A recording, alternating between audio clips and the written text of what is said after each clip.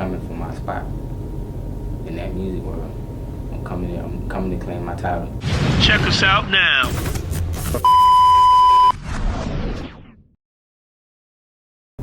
My cousin, he was a he was a big guy in the streets, and his name was Brandon, and everybody called him BLove for short. I looked up to this guy a lot as I was coming up as a youth. He died, and I just carried that name on. I was like, man, I want to be just like my cousin. I want to be just like my cousin. So I moved away, and I just reclaimed that name in a whole nother location. And it's just like another level of love. So it's BLove. It's not just love, it's BLove. In that other field, I do, but as far as music, he just encouraged a lot of my music. So I do a lot of thinking about him when I do my music. So. Would that be your artist name you stick with throughout your whole music career? I don't know. I mean, if I change it, it'd be like changing me. My name got called in a lot of places when they were dealing with music, and they would come get me out of school. And I think that's what started it. They'd come get me out of school, and I'd start singing in places, performing in places, and I just carried it on from there. But I was young. I was like 7. At what age did you realize like music was something you really wanted to pursue? I think at like I'm gonna say 10 or 11 when I went to BT, and my first debut in front of a lot of people, and I seen the attention, I seen the crowd, I seen the effect of my voice, and I was like, yeah, this is what I'm gonna be. I'm a leader right here. Right now I'm a leader, so yeah. I felt like, you know, I'm somebody, but I'm just an off-brand. When I took that initiative to go with my music, it put me in a leader's position. Like, dang, people look up to me because of my music. They listen to my music, it affects them. And, you know, I'm up here with my music. I might not be up here in life, but in my music, I know I'm up here because it affects a lot of people. So I knew I got to take it serious. So you're from Tampa. You live here in Jacksonville now?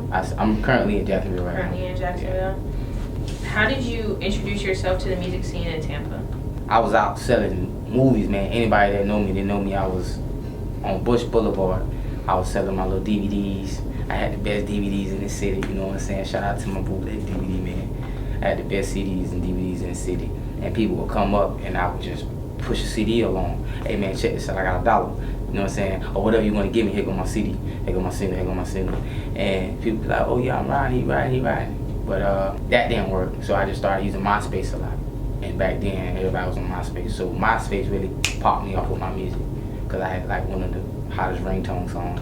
How did you basically introduce yourself to the music scene in Jacksonville? Social media, Instagram. I started linking up with a lot of local artists here in Duval, tagging myself in this stuff without permission, and they pulled me up, and a couple of promoters would be like, hey man, we got some venues open, come through, you know, let people know what you got. And I started doing that, and my name started ringing. The drive is different because I'm taking totally into the music, and I'm trying to do it the way that it would be done in the music world. No, I was doing it on the hustle tip in the street, and I knew it was an easy way to get people to hear me. Slide my CD into a insert with a movie, and boom, oh, let me check this out. What is this? Oh, that's the man that sells CDs. Yeah, he be riding. Down here, you know, it's being honest, you know, the crime rate is crazy. So you can't just, you got to be, it's a whole nother level. You feel like it's more like you got to earn your respect type yeah, thing here? Definitely. And that I did. I feel, you know, it cost me, but I did it. It earned me my respect here. And for that, you know, my music is respected. People love my music. They promote it, they share it, you know, and they're looking for, you know, the end result, which is a good prize, a big prize. I feel like only because I'm here right now, yeah, I feel like Tampa, I feel like wherever I am, if I'm there, then I'm going to affect. It's like my presence alone being there, and if I say I got some good stuff and you give me a chance to perform it, me being there is they're going to want to hear it. If I move, you know, it's like the out of sight, out of mind deal. You know, unless you're on a platform where people can continue to follow you. But I ain't gonna say either or had it. It's just wherever I'm at, it's lit. I don't feel like it's hard nowhere. It's just that determination, that dedication. You want it to be anywhere. There's people blowing up every day in every city, all around the world. It's their hunger for it. I'm pretty sure they're looking for the same thing I look for. I want it just as bad as you want me to have it. I feel like anywhere, if you got the talent, you got the drive, you gonna make it. Back then, I knew I was just rapping and singing about life of my own. Now I can grab a life from another country and put it with and compare it to something over here and come up with a song. I feel like I make good music, but if I wanted to be heard, I have to, you know, join hands with somebody who's gonna make it sound good put it out there. Walking into a new studio, my expectation is to automatically feel the vibe, to be accepted. And not just for my money, coming here spending my money, but as another face. Like this, when me presenting myself to another studio, I always look for that, like I said, that acceptance and that comfort, that look, I'm finna come in here and work, and if I need the help, it's here, provided for me. Because I don't want to come in and spend my money or you know, how the session set up and I just leave feeling like, dang, I just dropped a song. You know, nobody had any input, nobody said anything. I like to go in the studio where if I'm something going on, somebody there to pick it up and hear, hey man, try this, try that. So yeah, I look for that creativity too. I need that because that helps my drive also, because I know not to do this next time. If this person had a problem with it, then it ain't probably gonna be too many more people that's gonna have a problem with it. I just ain't got touch bases with these people, so let me try to see what I can fix now before this get out. I know what I'm doing is gonna bring that kind of attention, so I'm already prepared for it. Are there any days you wake up and you feel like you just don't have the energy for it? For the music? Yeah. It'd be days like that. How do you regain focus and get back on track? I get hot, or I'll go online and I'll see somebody who was in front of me or behind me and they're still going. I'm like, I can't give up. Or I get a text or a phone call. Hey boy, you doing good. Boy, I just seen your music on da-da-da-da. You need to keep going. All right, yeah. I feel like an image is very important on social media because before this music was being exploded, it was a lot of just selfies and stuff like that. So people look for that. They look, when you're doing music, people are looking to see what you're spending your music on. Oh, he got that bad, what he's spending his music on. They look for the jury, they look for, so yeah, of course, image is a big thing to the social media world. I don't feel like to the industry world, it's whatever you want once you get that.